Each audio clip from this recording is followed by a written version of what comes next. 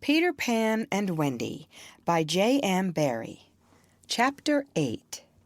The Mermaid's Lagoon. If you shut your eyes and are a lucky one, you may see at times a shapeless pool of lovely pale colors suspended in the darkness. Then, if you squeeze your eyes tighter, the pool begins to take shape, and the colors become so vivid that with another squeeze they must go on fire.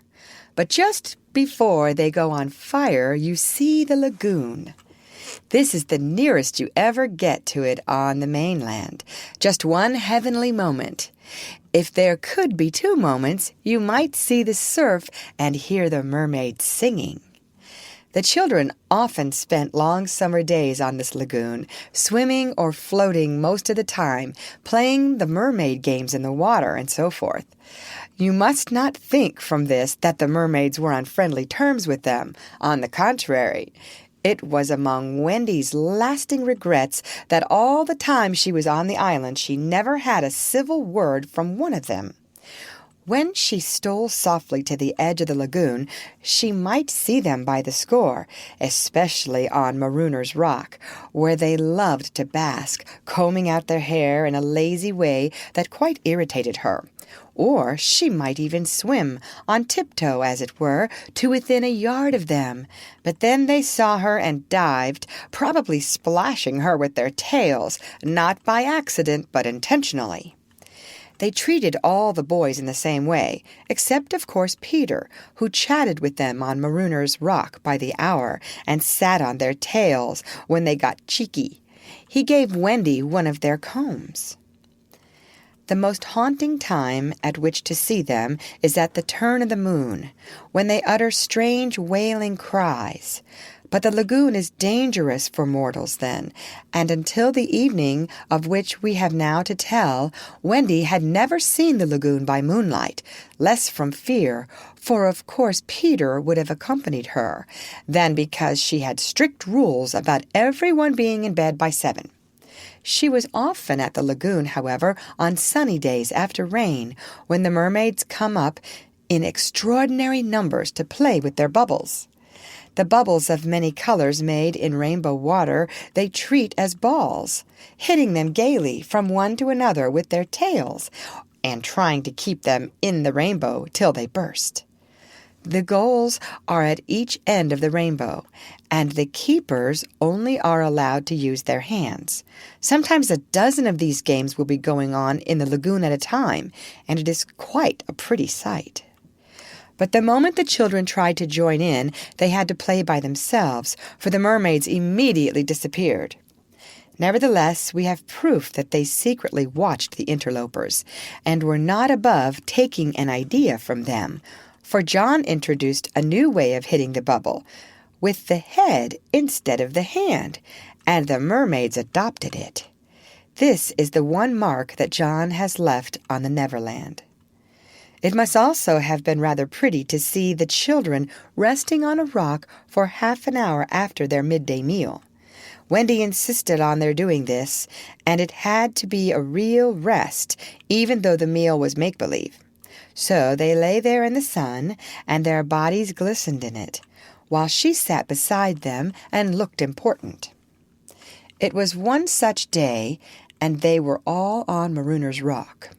The rock was not much larger than their great bed, but of course they all knew how not to take up much room, and they were dozing, or at least lying with their eyes shut, and pinching occasionally when they thought Wendy was not looking. She was very busy stitching. While she stitched, a change came to the lagoon. Little shivers ran over it, and the sun went away, and shadows stole across the water, turning it cold. Wendy could no longer see to thread her needle, and when she looked up, the lagoon that had always hitherto been such a laughing place seemed formidable and unfriendly. It was not, she knew, that night had come, but something as dark as night had come. No, worse than that. It had not come, but it had sent that shiver through the sea to say that it was coming. What was it? There crowded upon her all the stories she had been told of Marooner's Rock, so called because evil captains put sailors on it and leave them there to drown. They drown when the tide rises, for then it is submerged. Of course, she should have roused the children at once, not merely because of the unknown that was stalking toward them, but because it was no longer good for them to sleep on a rock grown chilly. But she was a young mother, and she did not know this. She thought you simply must stick to your rule about half an hour after the midday meal. So, though fear was upon her, and she longed to hear male voices, she would not waken them. Even when she heard the sound of muffled oars, though her heart was in her mouth, she did not waken them. She stood over them to let them have their sleep out. Was it not brave of Wendy? It was well for those boys, then, that there was one among them who could sniff danger even in his sleep. Peter sprang erect, as wide awake at once as a dog, and with one warning cry he roused the others. He stood motionless, one hand to his ear. "Pirates!" he cried. The others came closer to him. A strange smile was playing about his face, and Wendy saw it and shuddered. While that smile was on his face, no one dared address him. All they could do was to stand ready to obey. The order came sharp and incisive. "Dive!" There was a gleam of legs, and instantly the lagoon seemed deserted. Marooner's Rock stood alone in the forbidding waters, as if it were itself marooned. The boat drew nearer. It was the pirate dinghy, with 3 figures in her, Smee and Starkey, and the third a captive, no other than Tiger Lily. Her hands and ankles were tied, and she knew what was to be her fate. She was to be left on the rock to perish, an end to one of her race more terrible than death by fire or torture.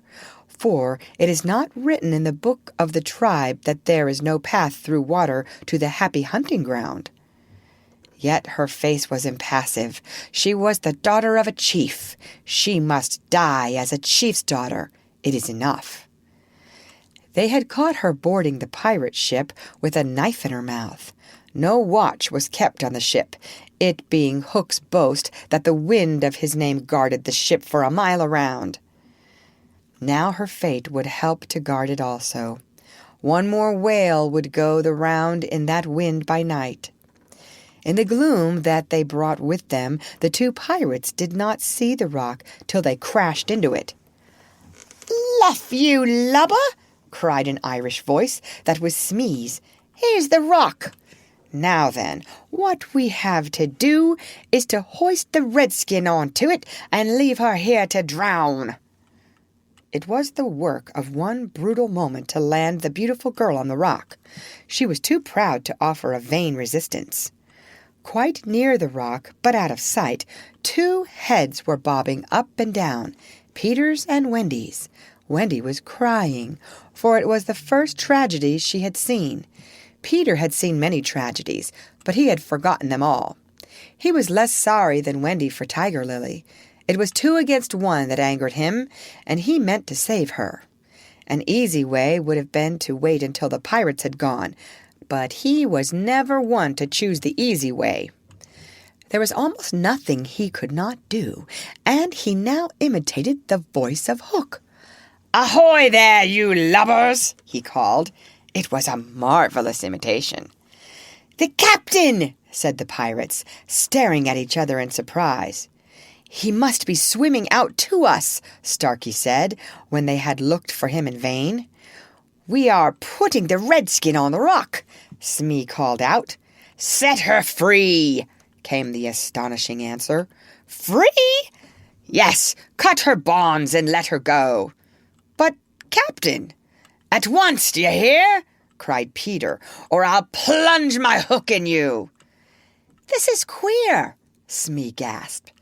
"Better do what the captain orders," said Starkey nervously. "Aye, aye," Smee said, and he cut Tiger Lily's cords. At once, like an eel, she slid between Starkey's legs into the water. Of course, Wendy was very elated over Peter's cleverness, but she knew that he would be elated also and very likely crow and thus betray himself. So at once her hand went out to cover his mouth, but it was stayed even in the act, for "Boat ahoy!" rang over the lagoon in Hook's voice, and this time it was not Peter who had spoken. Peter may have been about to crow, but his face puckered in a whistle of surprise instead. "Boat ahoy!" again came the voice. Now Wendy understood. The real Hook was also in the water. He was swimming to the boat, and as his men showed a light to guide him, he had soon reached them. In the light of the lantern, Wendy saw his hook grip the boat's side. She saw his evil, swarthy face as he rose dripping from the water, and quaking, she would have liked to swim away, but Peter would not budge. He was tingling with life and also top-heavy with conceit. "Am I not a wonder? Oh, I am a wonder," he whispered to her, and though she thought so also, she was really glad for the sake of his reputation that no one heard him except herself. He signed to her to listen. The two pirates were very curious to know what had brought their captain to them, but he sat with his head on his hook in a position of profound melancholy. "Captain, is all well?" they asked timidly, but he answered with a hollow moan. "He sighs," said Smee. "He sighs again," said Starkey. "And yet a third time he sighs," said Smee. Then at last he spoke passionately. "The game's up," he cried. "Those boys have found a mother."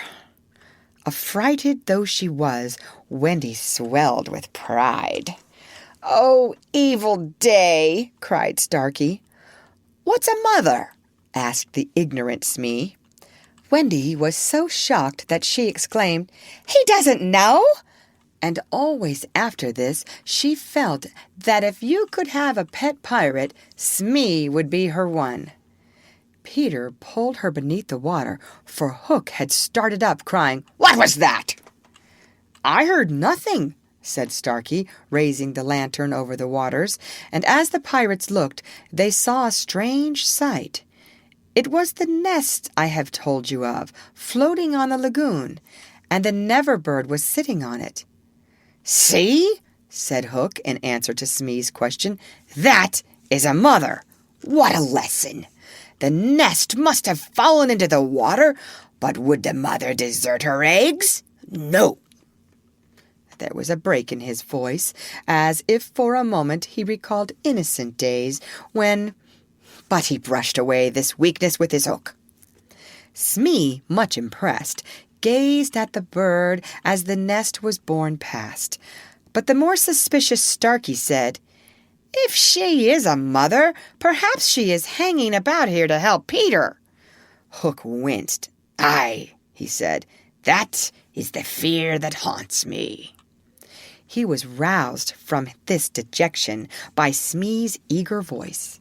"Captain," said Smee, "could we not kidnap these boys' mother and make her our mother?"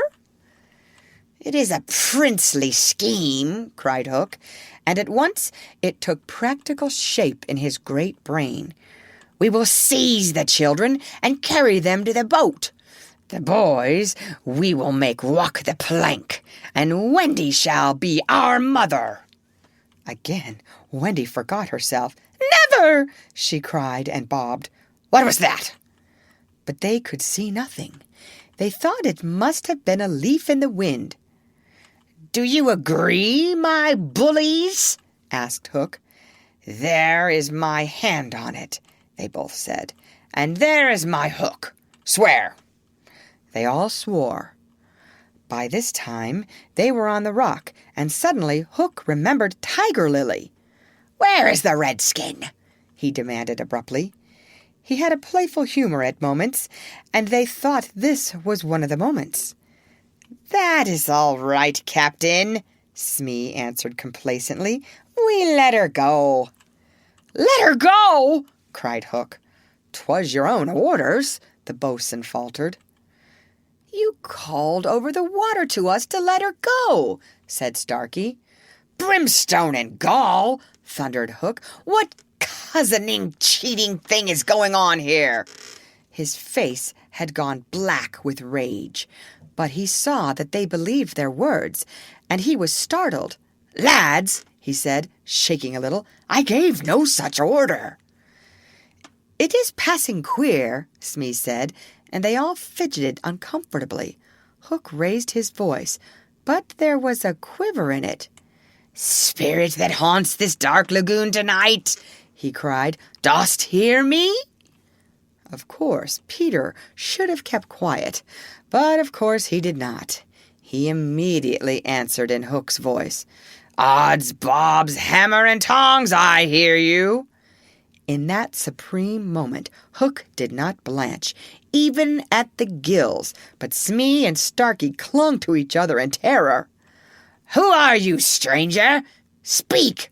Hook demanded.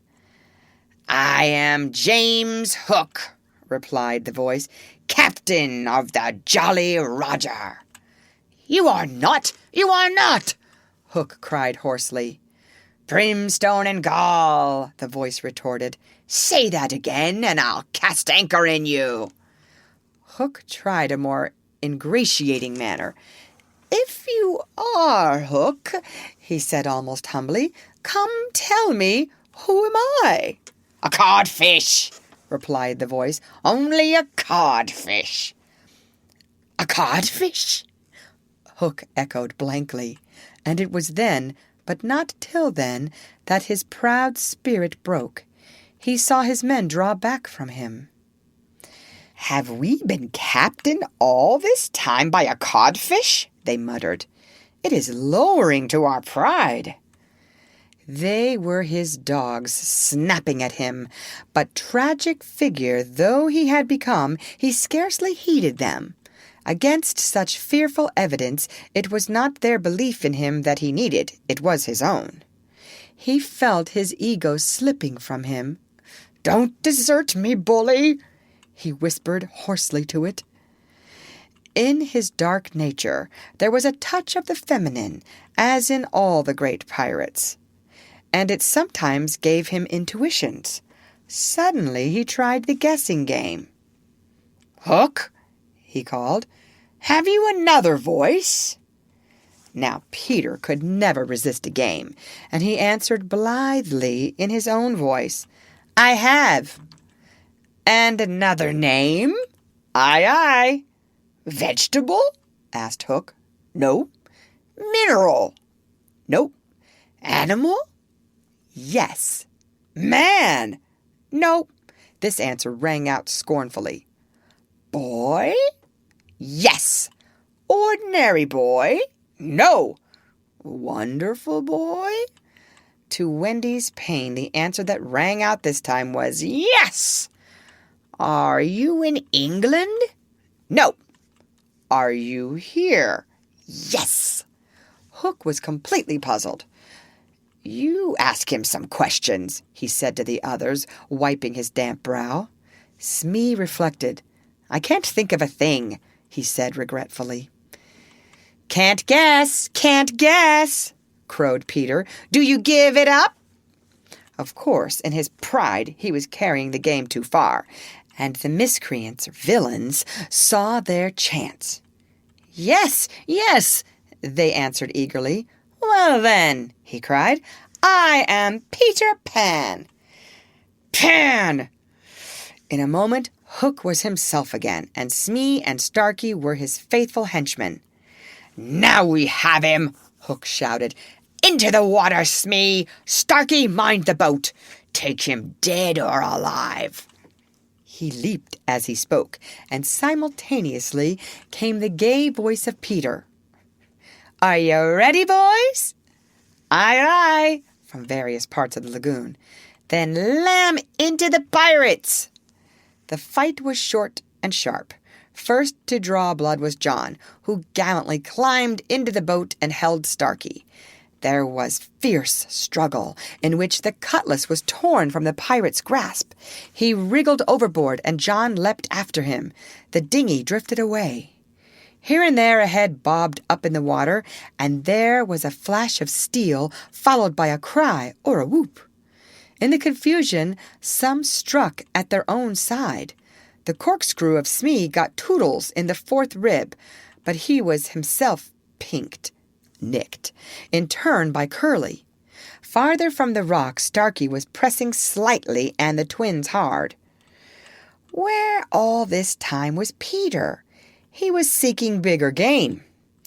The others were all brave boys, and they must not be blamed for backing from the pirate captain. His iron claw made a circle of dead water round him, from which they fled like affrighted fishes. But there was one who did not fear him. There was one prepared to enter that circle. Strangely, it was not in the water that they met. Hook rose to the rock to breathe, and at the same moment Peter scaled it on the opposite side. The rock was slippery as a ball, and they had to crawl rather than climb. Neither knew that the other was coming. Each feeling for a grip met the other's arm. In surprise, they raised their heads. Their faces were almost touching, so they met. Some of the greatest heroes have confessed that just before they fell to or began combat, they had a sinking feeling in the stomach. Had it been so with Peter at that moment, I would admit it. After all, he was the only man that the sea cook had feared. But Peter had no sinking. He had one feeling only, gladness, and he gnashed his pretty teeth with joy. Quick as thought, he snatched a knife from Hook's belt and was about to drive it home when he saw that he was higher up the rock than his foe. It would not have been fighting fair. He gave the pirate a hand to help him up. It was then that Hook bit him. Not the pain of this, but its unfairness was what dazed Peter. It made him quite helpless. He could only stare, horrified.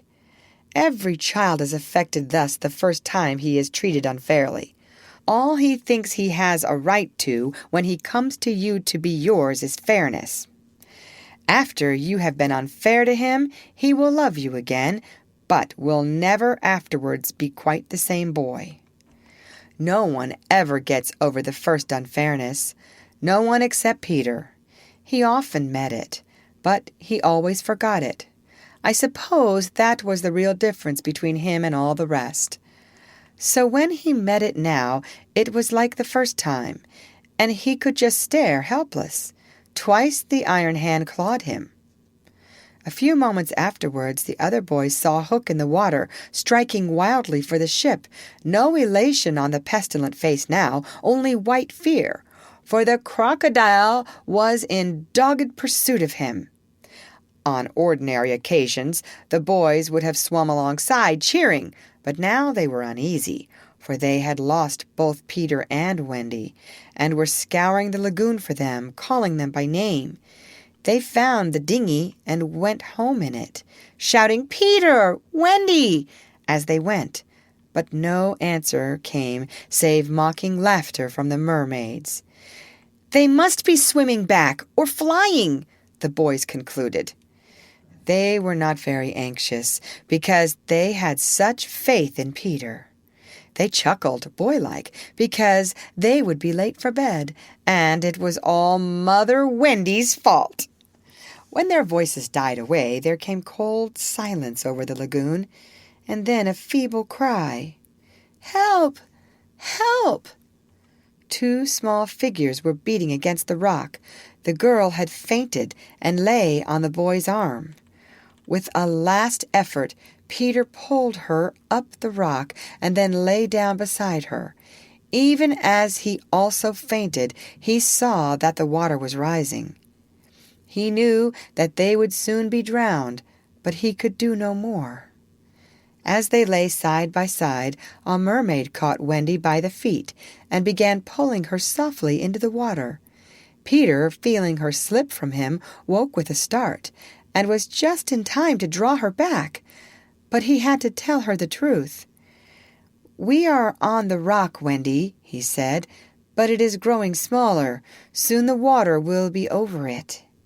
She did not understand, even now.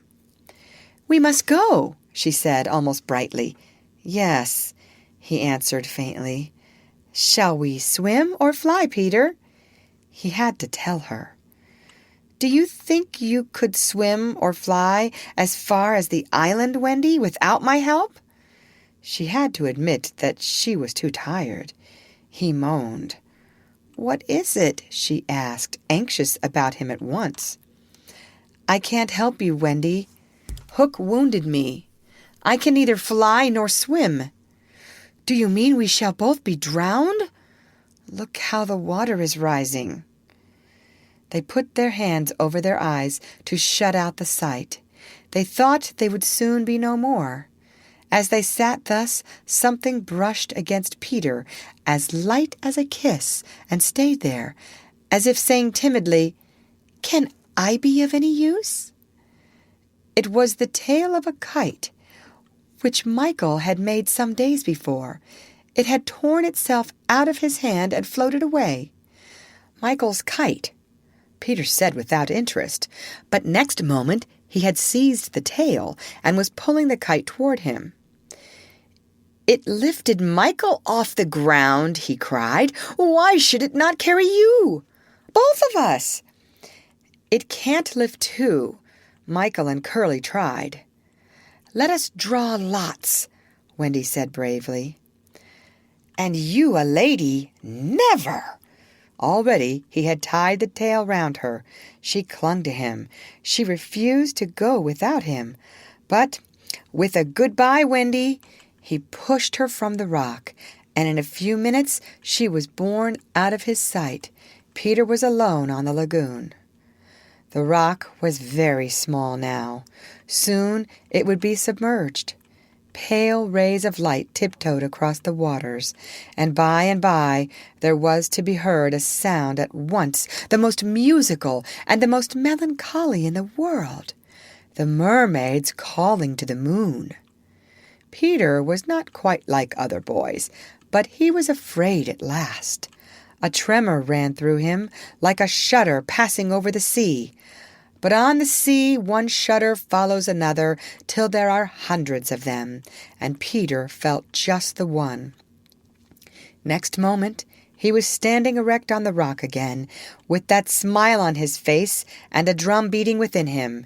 It was saying, "To die will be an awfully big adventure." End of chapter. Read by Lorraine Montgomery for Lit2Go on the web at fcit.usf.edu.